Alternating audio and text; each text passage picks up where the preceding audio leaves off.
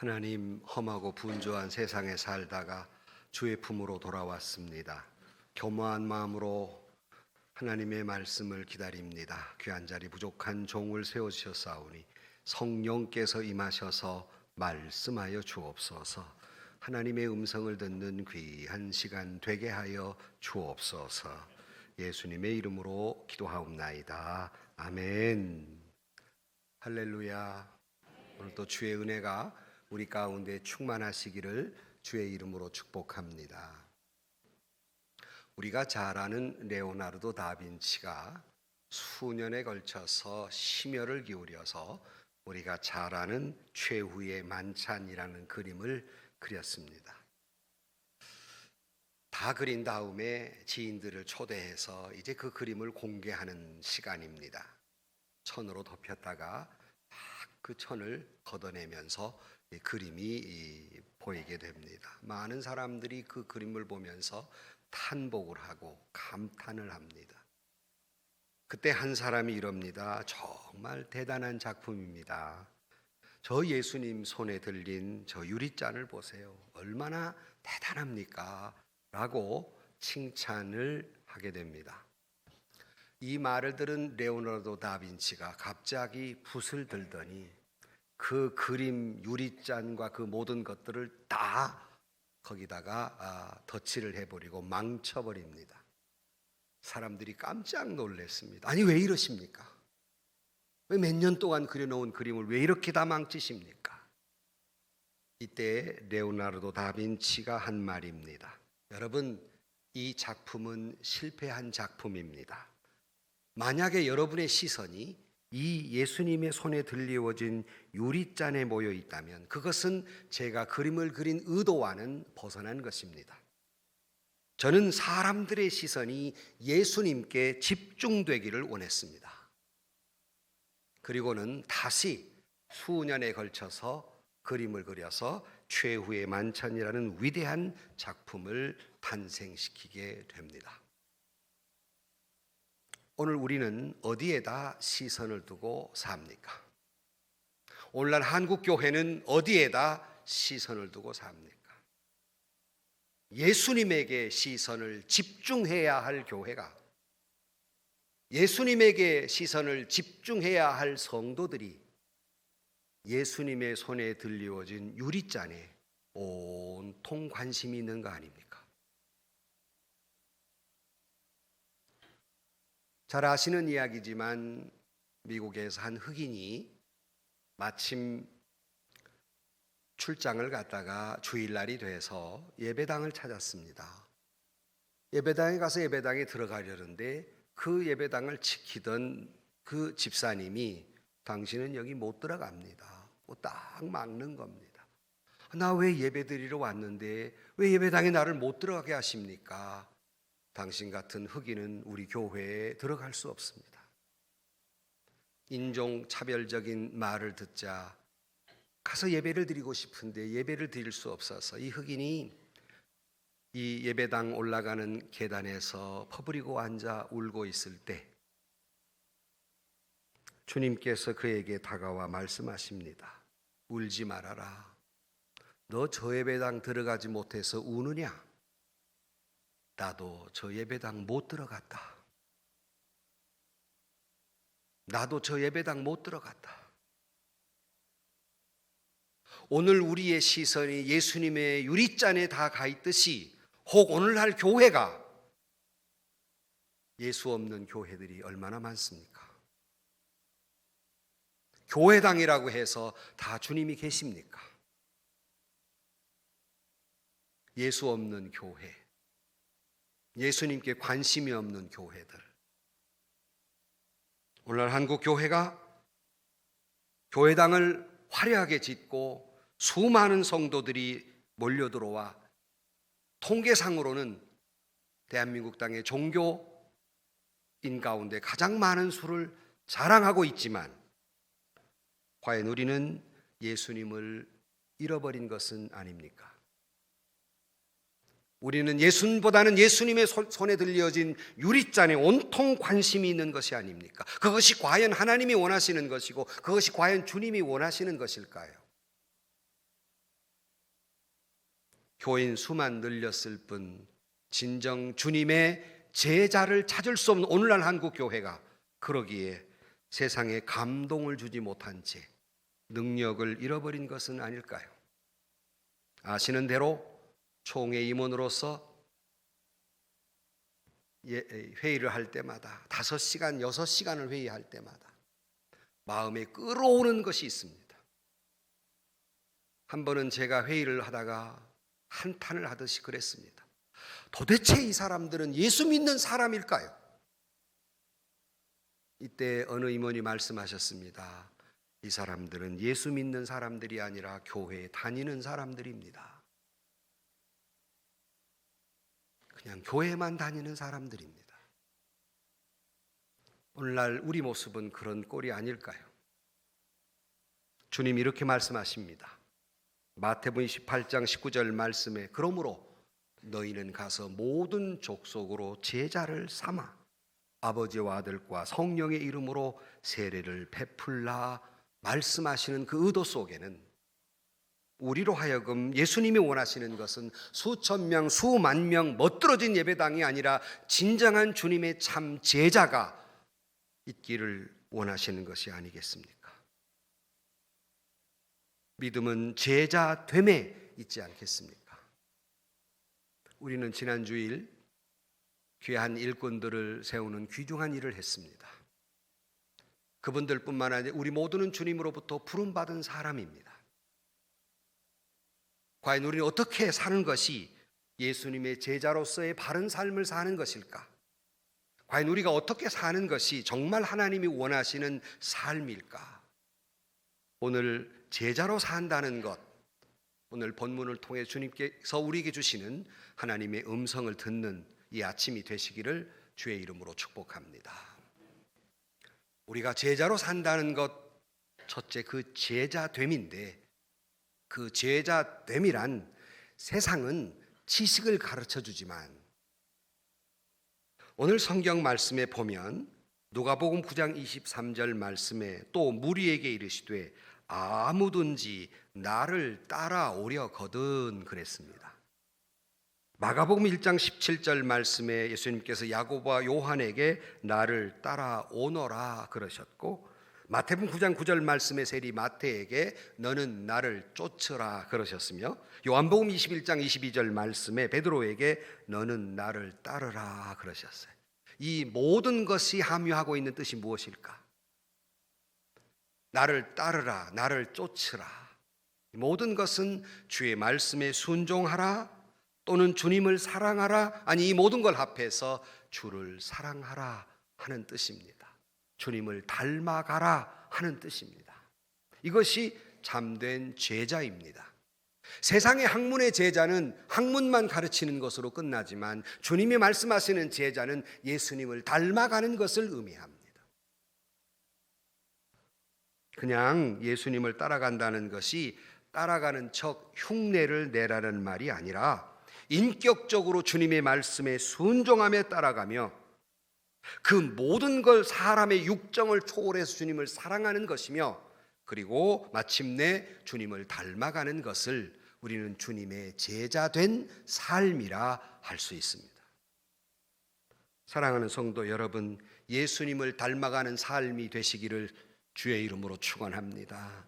사나 죽으나 사는 것도 주님 닮은 삶, 아니 우리가 죽는 순간에도 주님을 닮은 그러한 죽음이 있어야 한다는 말씀입니다. 대표적인 사람이 스데반입니다. 스데반이 돌에 맞아 순교하면서 그가 기도하기를 이렇게 기도합니다. 주여 내 영혼을 받으시옵소서. 그리고 주여 이 죄를 저들에게 돌리지 마옵소서. 자기를 돌로 쳐 죽이는 자들을 위해서 기도했습니다. 이것은 예수 닮은 죽음이 아닙니까? 예수님께서도 십자가에 달려 돌아가실 때 주여 내 영혼을 받으시옵소서, 이 죄를 저들에게 돌리지 마옵소서, 저들이 모르고 하는 일입니다. 스데반의 죽음은 예수를 꼭 닮은 죽음이었습니다. 그러므로 크리스찬의 삶이란, 예수님의 제자로서의 삶이란 사는 것도 주님을 닮아가는 삶, 아니 죽는 순간도 예수 닮은 죽음, 이것이 주님의 참 제자입니다.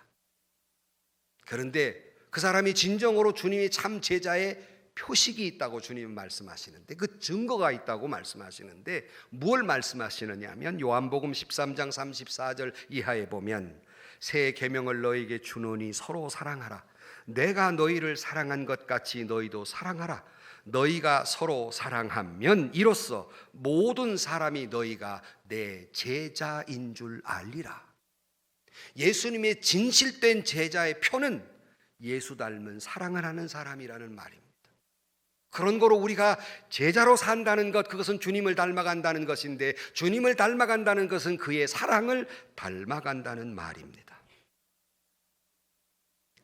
해박한 지식을, 예수님에 대해서 해박한 지식을 갖는 것이 예수님의 제자가 아니라 예수님의 삶을 닮아가는 것, 그의 사랑을 닮아가는 것, 예수님처럼 사는 것, 예수님처럼 사랑하며 사는 것, 이것이 주님의 제자됨이라고 말씀하고 있습니다. 사랑을 하되 다른 이유로 사랑하는 것이 아니라 예수님 때문에 사랑하는 것.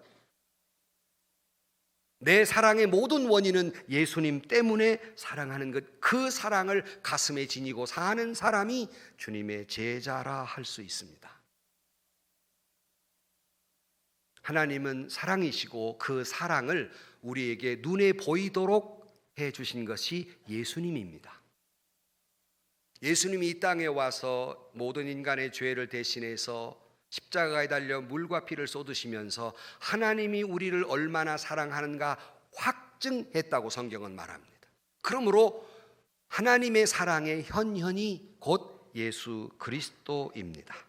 우리는 그를 닮아간다는 것은 바로 그 사랑을, 그 하나님의 사랑을 닮아간다는 것입니다. 주님이 원하시는 제자의 삶은 예수 닮은 사랑을 원하고 예수님 때문에 사랑하기를 원하며 이를 통해 예수님의 제자 된 증거를 갖고 살기를 주님은 원하십니다. 그러기에 우리는 잘 아는 사도 바울이 고린도서 13장 말씀에 내 몸을 불사르게 내어줄지라도 사랑이 없으면 아무것도 아니요, 내가 천사의 말을 할지라도 사랑이 없으면 아무것도 아니라. 몸을 불사르게 봉사해도 거기에 진실된 사랑이 없으면 아무것도 아니요, 유려한 물체로 사랑을 이야기해도 거기에 사랑이 없으면 아무것도 아니다 그랬습니다. 그러므로 너희는 서로 사랑하라. 그래야 세인들이, 사람들이 저 사람들 예수 믿는 사람이라고, 저 사람들 참된 예수님의 제자라고 할 수 있지 않겠느냐 하는 거예요. 예수님이 우리를 사랑한 것 같이 이런 그리스도적 사랑, 예수 닮은 사랑, 이것이 제자인데, 도대체 그러면 그리스도적 사랑이란 뭘까? 사랑이란 똑같은 것 같은데 예수님의 사랑은 뭘까?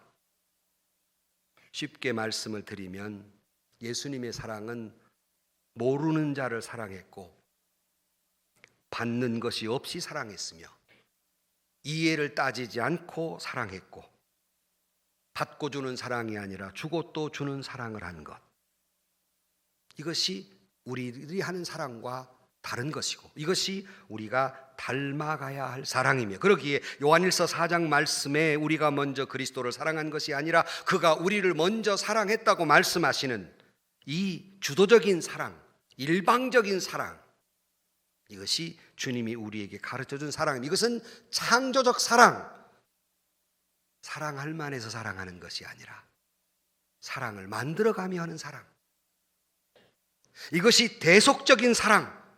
대속적인 사랑이란 의인이라 사랑한 것이 아니라 죄인을 사랑했는데 죄인의 그 허물도 죄인의 그 잘못도 내 탓으로 생각하고 내가 짊어질 짐이라고 생각하고 때로는 누명도 쓰고 손해도 보고 오해를 받으면서까지라도 사랑하는 이 대속적 사랑, 이것이 주님이 우리에게 가르쳐준 사랑입니다. 우리는 이것을 배워야 합니다. 그리스도의 심장을 가져 우리는 이런 사랑을 할 수 있습니다. 사람들은 말합니다. 사랑할 만해야 사랑하지요. 여러분 오늘 아침 오시다가 교회 벽면에 붙어있는 그림을 보셨습니까? 그 문구를 보셨습니까? 교역자실이 많이 고민하다가 항상 그 문구를 내세우는데 이번 주제는 그래도 사랑하라입니다. 그래도 사랑하는 것. 그래서 사랑하지 못하는 것이 아니라 그래도 사랑하는 것. 그럼에도 불구하고 사랑하는 것. 이것이 창조적 사랑이며 이것이 대속적 사랑입니다. 이것이 주님이 우리에게 가르쳐준 세상에 그 어떤 사람도 말하지 않는, 가르쳐주지 않는 친히 몸소 실천하신 원수까지 사랑하시는 대속적 사랑입니다. 이것이 정말 예수 믿는 사람이 닮아가야 하고 이것이 진정한 예수 닮은 제자로서의 표시입니다. 만약 그것이 없다면 그 사람은 예수 닮은 사람이 아니며 주님의 제자가 아니라 할 수 있습니다. 호세아서의 대주제가 뭡니까? 그럼에도 불구하고 사랑하라이지 않습니까? 남편 품을 2번, 3번씩 떠나서 남의 남자 품에 가서 남의 아기까지 낳은 그 여자를 하나님은 그래도 그 여자를 버리지 말고 사랑하라. 그래도 그 여자를 사랑하라. 이것이 하나님이 우리에게 가르쳐준 사랑입니다. 그래서 제가 영화 제목으로 말씀했잖아요. 미워도 다시 한번. 미워도 그래도 사랑하라. 이것이 하나님이 우리에게 가르쳐준 사랑입니다. 이것을 배우고 실천하는 사람이 진정한 예수님의 제자됨입니다. 제자로서 산다는 것, 그것은 주님을 닮아간다는 것, 주님의 그 사랑을 하며 산다는 것입니다. 우리 모두 주님이 우리를 사랑한 것 같이 우리 또한 역시 주님을 닮아 사랑하며 살아가는 저와 여러분들이 되시기를 주의 이름으로 축복합니다. 2번째로 제자로 산다는 것, 예수님의 제자로 산다는 것, 그것은 자기를 부인한다는 것이다 하는 거예요. 오늘 34절 말씀을 다시 보시면 무리와 제자들을 불러 이르시되 누구든지 나를 따라오려거든 자기를 부인하고 그랬어요. 잘 보셔야 돼요. 자기 부인하고가 아니라 자기를 부인하고. 자기 부인하고가 아니에요. 자기를 부인하고. 자기를 묻고 있는 이 거짓된 것, 이런 것들을 하나님 앞에 인정하는 것, 자기를 부인하는 거예요. 거짓된 나, 타락된 나, 이기적인 나, 변질된 나를 벗어나려면 나의 참된 나의 그 타락 이전에 하나님의 형상을 닮아가야 하는데 이 거짓된 나를 부정해야 비로소 하나님을 인정하게 되고 내가 참된 주님의 제자가 될 수 있다는 겁니다. 그렇다고 결코 성경은 자기 비하하라, 자기 학대하라, 자기 멸절시키라, 자기를 경시하라는 말이 아닙니다. 바클레이는 이렇게 말합니다. 자기 부인이란 자기를 부정하는 것, 즉 하나님을 긍정하는 것이다 그랬는데 도대체 어떻게 자기를 부인한다는 말인가?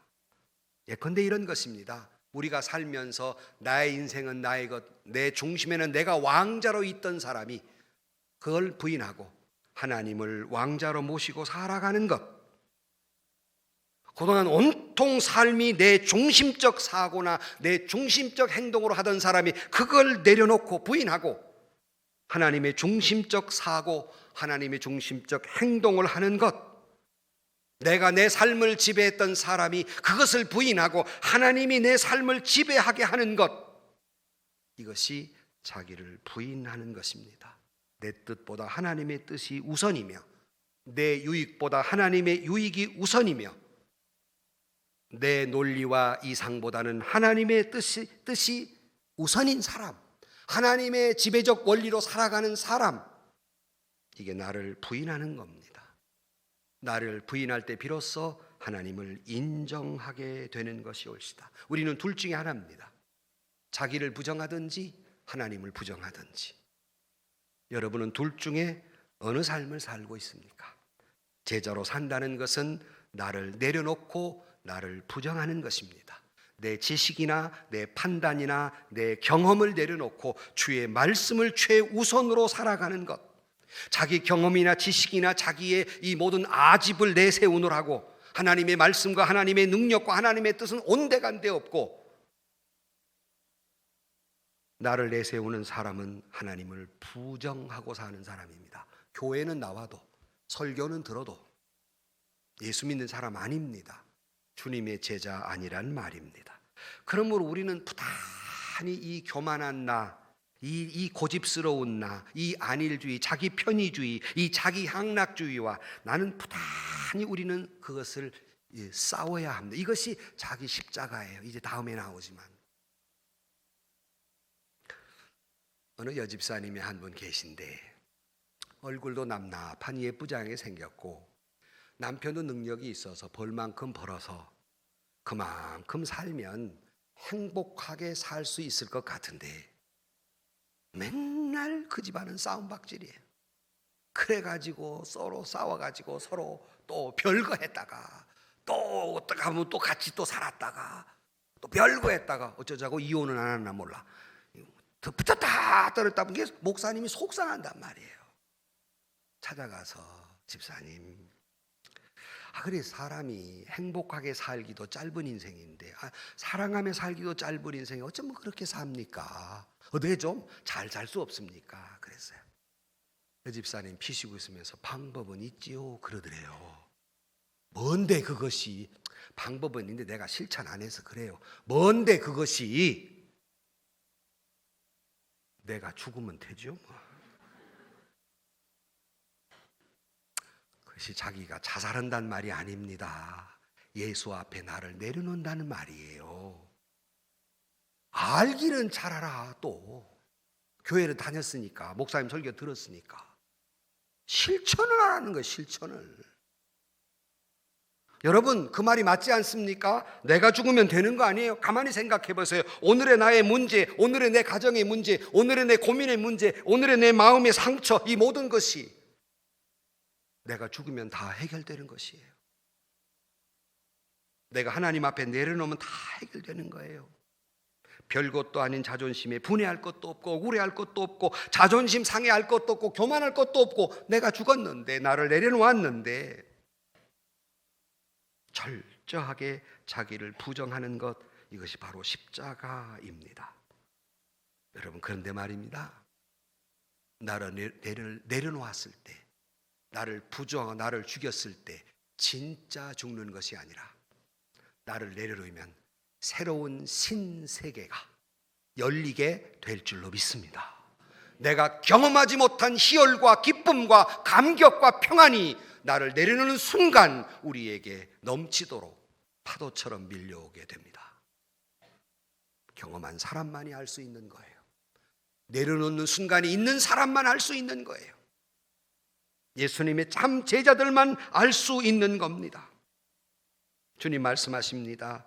자기 목숨을 얻는 자는 잃을 것이요 나를 위하여 자기 목숨을 잃는 자는 얻으리라 그랬어요. 죽을 때 열매를 맺습니다. 여러분 한 알의 밀알이 땅에 떨어져 죽어야 싹이 나지. 그대로 있으면 무슨 싹이 나겠습니까? 아시는 대로 뭐 밀이나 이런 묘를 팠을 때 무슨 뭐 밀 같은 걸 쥐고 죽었다고 그래요. 그거 갖다 심었더니 싹이 나더랍니다. 그게 죽어야 싹이 나지 1000년 2000년을 쥐고 있은들 그게 싹이 나겠습니까? 밀알이 죽어야 썩어야 싹이 나죠. 살자고 자꾸 하니까 문제이지 죽자고 하는데 무슨 문제가 있겠어요? 내가 죽는데 누가 어거지로 나를 죽이는 것이 아니라 스스로 나를 죽이는 건데 거기에 무슨 문제가 있습니까? 몇 주 전에도 말씀드렸어요. 우리가 순교한다고 하는 것, 땅하고 우리가 예수 믿는다고 해서 지금도 수없는 사람들이 순교하고 있습니다. 여러분 21세기에 땅하고 누가 나한테 총 쏘고 죽는 거야. 그것도 어려운 일이지만 할 만해요. 그렇지만 순교자로 살아있다고 하는 게 어려운 거예요. 순교자적 삶을 산다는 것이 어려운, 그것도 날마다. 제가 좋아하는 문구가 사도 바울이 고린도전서 15장 31절 말씀에 나는 날마다 죽노라. 이거를 하루 하면 끝나는 게 아니에요. 한 번 이 경험만 하면 끝나는 게 아니에요. 날마다 순간마다 일마다 계속 그래야 하는 거예요. 순교하는 것보다 순교자적 삶이 어려운 거예요. 그럼에도 불구하고 여러분, 죽어야 부활이 있지 않습니까?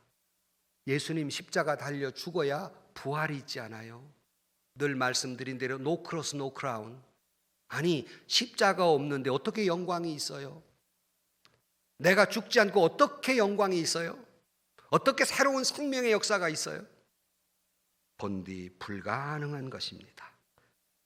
여러분, 오늘 아침 다시 한번 생각해 보십시다. 내가 주님을 따르기 위해 버려야 할 것들이 무엇인가? 어떤 때는 부자가 되는 꿈, 어떤 때는 자기 기득권, 어떤 때는 높아지려는 허망한 생각, 안일한 자세. 내가 부인해야 할 것, 주님을 위해서 내가 부인해야 할 것이 무엇이 있을까? 여러분, 예수님을 위해 생명까지 내놓으라 하고 싶지 않습니다. 예수님 때문에 뭘 손해보셨습니까? 뭘 양보하셨습니까? 아니, 하다못해 예수님 때문에 작은 마음이라도 무엇을 불편해 하셨습니까? 이것이 없다면 자기 부인이 없는 사람입니다. 사랑하는 성도 여러분, 예수님의 제자로 산다는 것, 바로 그것은 자기를 부정하는 것, 그리고 하나님을 인정하는 것입니다. 오늘 또 날마다 나를 내려놓고 하나님의 뜻과 하나님의 나라의 영광을 위해 살아가는 주님의 제자로서의 삶을 사는 저와 여러분들이 되시기를 주의 이름으로 축복합니다. 끝으로 세 번째로 제자로 산다는 것, 그것은 본문에 보면 자기 십자가를 지고 따르라 그랬습니다. 23절을 다시 읽습니다. 또 무리에게 이르시되 아무든지 나를 따라오려거든 자기를 부인하고 날마다 제 십자가를 지고 나를 따를 것이라 그랬습니다. 여러분, 예수를 잘 믿는다고 하는 것, 예수님을 잘 따른다고 하는 것, 예수님의 진정한 제자가 된다는 것은 주님이 내게 지고 가라고 하신 십자가를 지고 가는 것입니다. 이것이 예수님의 제자로 산다는 것이며 이것이 예수님의 제자의 길입니다. 오늘 또 여러분의 어떤 고난이 있습니까? 어려움이 있습니까? 그 의미를 아십니까? 파이널 골, 내 지금 이 고난의 마지막은 무엇이 이루어질 것인가? 단언컨대 여러분의 고난의 마지막 끝은 반드시 하나님의 뜻이 이루어지고야 말 것입니다. 여러분의 고난의 뜻은 또 다른 하나님의 은혜와 축복을 하나님이 준비하고 계시는 줄로 믿습니다. 뜻없는 고난은 없습니다. 그런데 바로 우리가 십자가를 진다는 것은 고난에 담긴 의미를 알고 고난을 참고 살아간다는 것입니다. 다시 말하면 내가 이 고난을 당함으로 다른 사람이 산다면, 내가 손해를 봄으로 타인에게 이익이 돌아간다면, 내가 죄인됨으로 다른 사람이 의인된다면, 내가 조금 불행해짐으로 다른 사람이 행복해질 수 있다면, 나의 유익을 위해 십자가를 지는 것이 아니라 바로 그들을 위해서, 그를 위해서, 주님을 위해서 그 길을 걸어가는 것, 그 고난의 길을 걸어가는 것, 이것이 자기 십자가입니다. 주님은 그 십자가 길을 걸어가며 원망 없는 침묵과 믿음으로 그 십자가를 지셨습니다. 우리는 조그마한 십자가를 진다고 말도 어떻게 그렇게 많은지, 위세가 그렇게 어찌 많은지, 그러나 주님은 도수장으로 끌려가는 양처럼 아무 말이 없었어요. 이유나 변명을 대지 않습니다. 하나님의 뜻이 이루어지는 걸 믿기에 그 고난을 다 감당했어요. 우리는 과연 그 십자가를 지고 가고 있습니까?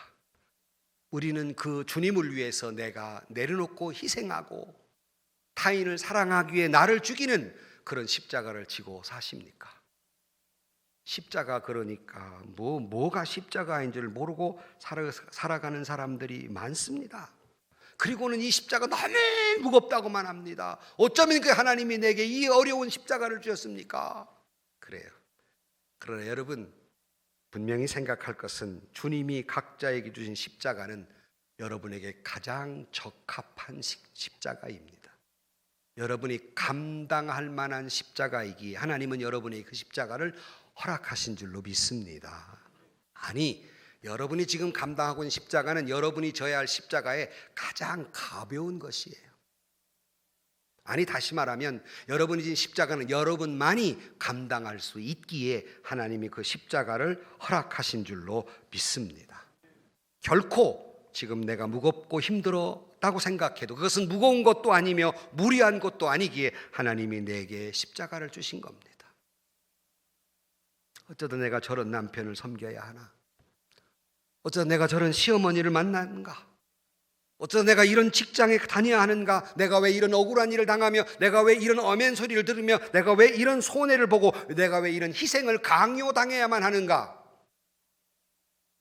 도대체 내게 무슨 유익이 있을까? 그럼에도 불구하고 주의 영광을 위해 지고 간다면 그것이 바로 자기 십자가입니다. 아니, 이런 건 십자가 아니에요. 어떤 사람이 주일날 교회 와가지고 자전차를 바쳤는데 열쇠질을 안 했어요. 그러니까 도둑놈이 가져가 버렸네. 그걸 십자가라고 말하는 건 엉터리입니다. 그 지가 실수한 거지. 그게 뭔 십자가예요? 착각하지 말라고요. 그건 십자가 아니에요. 실수로 인한 결과이죠. 그러나 내가 주님 때문에 남편을 더 섬기고 주님을 사랑하기 때문에 믿지 않는 시어머니에게 더 효도해드리고 때로는 구박을 받고 매를 맞아도 그 결과로 저는 우리 교회 많은 시어머니들이 교회 나온 걸 알아요. 저한테 직접 하시는 말씀을 들었어요. 우리 며느리, 예수 믿는 며느리 천사예요. 천사예요. 제 귀로 들었어요. 힘들고 어렵고 구박하고 매질을 해도 그래도 예수 믿기 때문에 감내하는 것, 이것이 자기 십자가란 말입니다. 팔자 타령이 아니라, 여러분, 우리는 모두 교회에 와서 좀 더 행복해지고 교회에 와서 마음 편안해지고 교회 다님으로 고통이 없고 문제가 해결되기를 원해요. 여러분, 그렇게 되기를 주의 이름으로 축복합니다. 그러나 그런 과정에는 반드시 고난이 있고 그 과정에는 반드시 자기가 지고 가야 할 십자가가 있다는 말이에요. 이거 없이 편안과 행복과 축복만을 바라는 것은 마치 예수님의 손에 들린 유리잔만 바라보고 있는 것과 같다는 말씀입니다. 다시 말씀드립니다. 고난이 없는 영광 없습니다. 십자가를 져야 부활도 있는 것입니다. 그러기에 로마서 8장 16절 이하에 보면 성령이 친히 우리의 영과 더불어 우리가 하나님의 자녀인 것을 증언하시나니 자녀이면 또한 상속자 곧 하나님의 상속자요 그리스도와 함께한 상속자니 우리가 그와 함께 영광을 받기 위하여 고난도 함께 받아야 할 것이니라. 생각하건대 현재의 고난은 장차 우리에게 나타날 영광과 비교할 수 없도다 그랬습니다. 오늘 고난은 장차의 영광과 비교할 수 있는 은혜와 축복이 있게 될 줄로 믿습니다. 주님의 제자로 산다는 것, 그것은 자기 몫의 십자가를 감당하는 것입니다. 결론으로 말씀을 드립니다. 오늘 저와 여러분이 오늘 하루도 호흡하고 내가 살아있는 것은 내 목숨을 내 마음대로 사용하라고 주신 것이 아니라 내 건강과 시간과 부와 명예와 재능은 주님의 제자로서의 삶을 살라고 우리에게 오늘의 위치와 오늘의 처지를 허락하신 줄로 믿습니다. 토마스 왓슨은 이렇게 말합니다. 고난은 성도들의 영광에 추가점을 가산해 준다. 다이아몬드는 깎을수록 더욱 빛난다. 성도들의 십자가가 보다 무거울수록 그만큼 그 면류관도 보다 더 무겁게 된다 그랬어요. 여러분의 고난이 무거울수록 영광은 더 위대하게 임하게 될 줄로 믿습니다. 마가복음 8장 35절 말씀에 오늘 본문에도 있는 말씀입니다마는 누구든지 자기 목숨을 구원하고자 하면 잃을 것이요 누구든지 나와 복음을 위하여 자기 목숨을 잃으면 구원하리라. 사람이 만일 온천을 얻고도 자기 목숨을 잃으면 무엇이 유익하리요? 사람이 무엇을 주고 자기 목숨과 바꾸겠느냐? 누구든지 이 음란하고 죄 많은 세대에서 나와 내 말을 부끄러워하면 인자도 아버지의 영광으로 거룩한 천사들과 함께 올 때 그 사람을 부끄러워하리라 그랬습니다. 여러분, 오늘 또 제대된다고 하는 것, 그것은 예수님을 닮아간다는 것, 자기를 부인하고 십자가를 지고 사는 것입니다. 원망하지 마시고 불평하지 마시고 그렇다고 포기도 하지 마시고 끝까지 섬기고 끝까지 사랑하는 예수님의 참된 제자의 삶을 살아가는 저와 여러분들이 되시기를 주의 이름으로 간절히 축원합니다. 기도하십시다. 하나님, 주님의 제자로 산다는 것, 그냥 교회 마당만 밟는 사람들이 아니라 진실로 진실로 주님을 닮아가게 하여 주옵소서. 나를 내려놓고 자기를 부정하고 오직 예수님 주신 십자가를 잘 감당하며 살아가는 주님의 참 제자가 되게 하여 주옵소서. 예수님의 이름으로 기도하옵나이다. 아멘. 세상에서 시달린 친구들아, 위로의 주님 바라보아라. 눈을 들어 주를 보라. 하늘의 모든 염려 주께 맡겨라. 슬플 때에 주님의 얼굴 보라. 사랑의 주님 안식 주리라. 힘이 없고 내 마음 연약할 때 능력의 주님 바라보아라. 주의 이름